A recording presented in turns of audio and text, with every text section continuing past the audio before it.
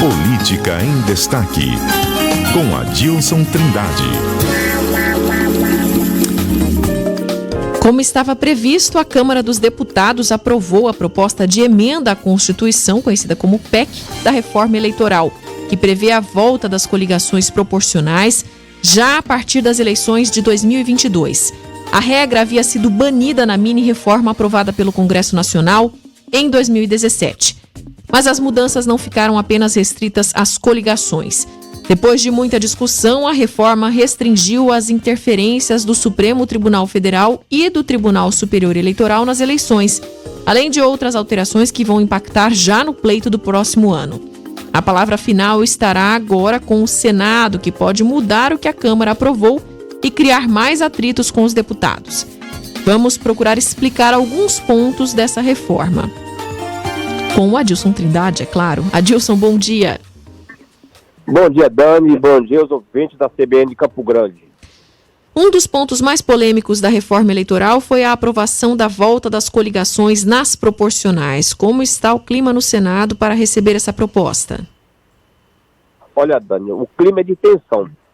Haverá muita pressão, como já está havendo né? Pressão dos deputados para os senadores não rejeitarem a proposta das coligações nas proporcionais. Mas a resistência é muito grande. Até porque esse sistema interessa apenas e mais aos deputados, que se beneficiam das coligações para suas reeleições.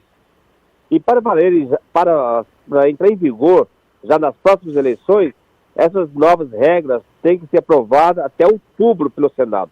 Deputados também discutem mudanças no Código Eleitoral, viu, Dani? Que é um projeto com mais de 900 itens.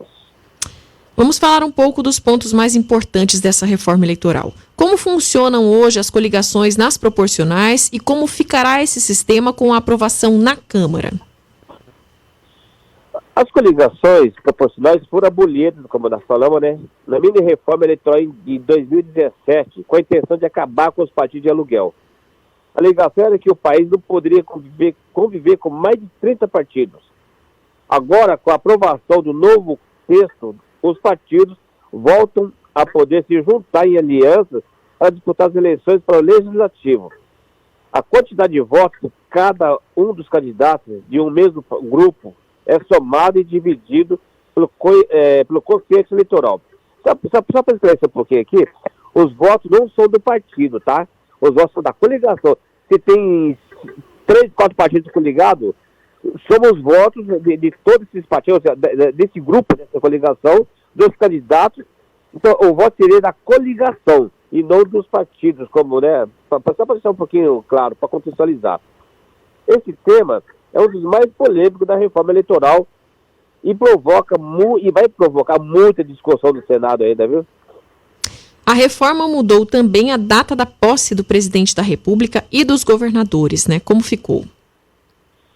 Olha, pelo atual sistema, os candidatos eleitos para presidente da República, governadores dos estados e prefeitos municipais tomam posse no cargo em 1º de janeiro, seguinte ao pleito, Como ficaria com as novas regras aprovadas? Como ficará com as novas regras aprovadas pela Câmara dos Deputados? O presidente da República e o vice tomam posse em 5 de janeiro. Governadores e prefeitos no dia seguinte, 6 de janeiro. Mudança vale somente a partir de 2026, tá? Esse é um detalhe. A partir de 2026 mudou, fica para 2026. Essa fica para um pouco mais tarde, Isso significa, viu, Dani? Porque o presidente da República, o governador e os prefeitos tomaram posse no mesmo dia. Isso trazia um problema muito sério, porque quando o governador eleito, que toma posse no dia 1º, é convidado para ir para a posse do presidente da República. Ele tinha que tomar posse aqui, rápido, vou citar Mato Grosso do Sul, tem que tomar posse pela manhã, às vezes, para ir para a posse à tarde em Brasília, a posse da tarde do presidente. E tem casos, por exemplo, que a posse acontece pela madrugada, já aconteceu isso, tem posse pelas madrugadas, porque a partir de meia-noite já é 1º de janeiro, então eles tomavam posse até na madrugada, porque às vezes a posse do presidente é pela manhã, para poder pegar um avião e a posse do presidente da República. Então agora está mudando isso. Entendi. Deputados também discutem na reforma a adoção do novo Código Eleitoral que promove mudanças drásticas, como, por exemplo, acabou com a regra de reserva para mulheres e negros estabelecida pelo Tribunal Superior Eleitoral. Como ficará essa nova regra, Adilson? Olha, pelo atual sistema criado pelo Tribunal Superior Eleitoral, prevê a destinação de vagas e divisão proporcional do fundo eleitoral para os candidatos mulheres e negros, né? No entendimento, quando a gente fala fundo eleitoral, é dinheiro, tá? Recursos para a campanha, né? No entendimento da Justiça Eleitoral, tanto as candidatas mulheres quanto os negros não recebiam na mesma proporção o dinheiro do fundo para financiar sua campanha eleitoral. Para incentivar a eleição das mulheres e dos negros, o TSE determinou a destinação de um porcentagem de recursos e vagas de candidatos negros, né, e das mulheres. Mas a Câmara acabou com isso. O novo código limitou a atuação do TSE nas eleições? Esse é mais um assunto polêmico. A ideia da Câmara é evitar a Justiça Eleitoral de legislar. Porque o Congresso vai ser quem tem poder de legislar somos nós, parlamentares, o Congresso Nacional, e não a Justiça. Hoje a Justiça é muito criticada por ativismo, né? Por tomar decisões fora do contexto da lei. Hoje o TSE é o responsável por editar os regulamentos para fazer cumprir o Código Eleitoral. Mas se prevalecer o texto aprovado pela Câmara, né, quando para prevalecer, depende do Senado, né? Se o Senado mantiver esse texto. Permite ao Congresso de cassar as decisões do TSE, caso haja o entendimento de que as regras estão de acordo com o Código. Quem interpreta a lei é a Justiça Eleitoral, ou a Justiça, né, comum, seja qual for. No caso aqui, o Congresso que vai interpretar a lei. Olha, se o TSE fez isso, então vão mudar, entendeu? Não concordamos, eles mudam. Isso que vai acontecer agora. Nossa, tô achando complicado isso tudo, hein? E como ficará a divulgação das pesquisas eleitorais com a reforma aprovada pela Câmara?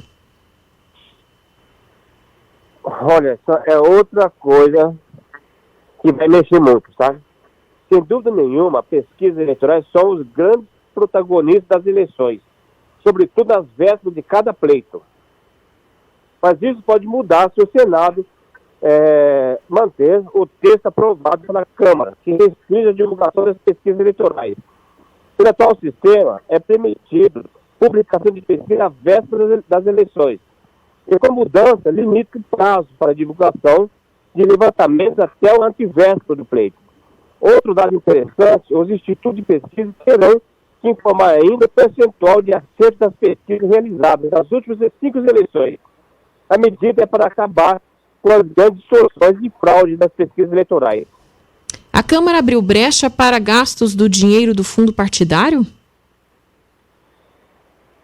Sim. Hoje o fundo é restrito a gastos relacionados à atividade partidária. Mas a reforma abriu brechas para outros tipos de despesas ao inserir no texto o uso de interesse partidário conforme deliberação da executiva do partido político. Só que não especifica quais seriam esses tipos de despesa. Isso ficará a critério de cada partido sem poder receber interferência da Justiça Eleitoral. Um dos crimes mais comuns no dia da eleição é o transporte de eleitores. A reforma mudou também essa regra? Mudou sim. Pela atual regra, pode constituir crime eleitoral com reclusão de até 6 anos de multa. Com a reforma, ninguém mais poderá ser preso por transporte de eleitores.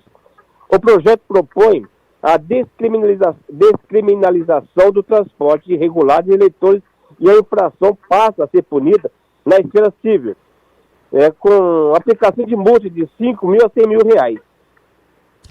Os deputados de Mato Grosso do Sul mantiveram os votos do primeiro turno? Não. O deputado Beto Pereira do PSDB mudou o voto. Ele votou a favor no primeiro turno e no segundo turno foi contra a reforma. Já Luiz Trux, do PSL, que foi contra no primeiro turno, na primeira votação, foi a favor da reforma na segunda votação. As deputadas Rose Modesta e Bia Cavasso, do PSDB, mantiveram os votos no primeiro turno. O deputado Vando Lobé, do PT, também manteve o seu voto favorável. Os contrários foram o Fábio Trades, do PSD, Dagoberto Nogueira, do PDT, eles mantiveram os votos do primeiro turno. E nessa votação do segundo turno, não contou com a participação do Dr. Luiz Ovando, do PSL. Da primeira votação ele foi contra. Adilson Trindade, muito obrigada pela sua participação. A gente vai acompanhando bem de pertinho, então, essa questão da reforma que impacta diretamente no país inteiro, né?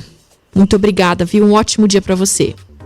Para você também. Um abraço a todos. Felicidade.